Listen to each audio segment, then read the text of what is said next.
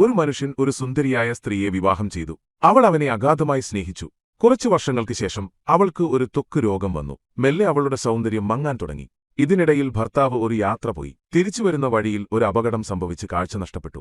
എന്നിരുന്നാലും അവരുടെ ദാമ്പത്യജീവിതം പതിവ് പോലെ തുടർന്നു. ദിവസങ്ങൾ കടന്നുപോയപ്പോൾ അവളുടെ സൗന്ദര്യം പിന്നെയും മങ്ങി. പക്ഷേ അന്ധനായ ഭർത്താവ് അതൊരിക്കലും അറിഞ്ഞില്ല.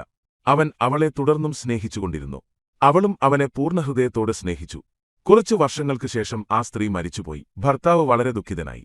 അവളുടെ ശവസംസ്കാരത്തിന് ശേഷം അയാൾ ആ പട്ടണം വിട്ടു പോകാൻ തീരുമാനിച്ചു. അവൻ പോകുമ്പോൾ ഒരാൾ പിന്നിൽ നിന്ന് വിളിച്ചു ചോദിച്ചു, "ഇനി എങ്ങനെ തനിയെ നടക്കും?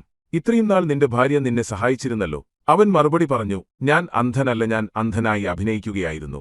അവളുടെ അസുഖം കാരണം സൗന്ദര്യം കുറഞ്ഞെന്ന് എനിക്കറിയാമായിരുന്നു. എന്നാൽ എനിക്കത് കാണാൻ കഴിയുമെന്ന് അവൾ അറിഞ്ഞിരുന്നെങ്കിൽ അവളുടെ രോഗത്തേക്കാൾ കൂടുതൽ അത് അവളെ വേദനിപ്പിക്കുമായിരുന്നു. അതുകൊണ്ടാണ് ഞാൻ ഇത്രയും വർഷം അന്ധനായി അഭിനയിച്ചത്. അവൾ ഒരു നല്ല ഭാര്യയായിരുന്നു. അവളെ സന്തോഷവതിയായി നിർത്താൻ മാത്രമായിരുന്നു ഞാൻ ആഗ്രഹിച്ചത്." കഥയുടെ ഗുണപാഠം: ചിലപ്പോൾ യഥാർത്ഥ സ്നേഹം എന്നാൽ മറ്റുള്ളവരുടെ കുറവുകൾ കണ്ടില്ലെന്ന് നടിച്ച് അവർ എന്തായിരിക്കുന്നുവോ അതിനായി അവരെ സ്നേഹിക്കുക എന്നതാണ്.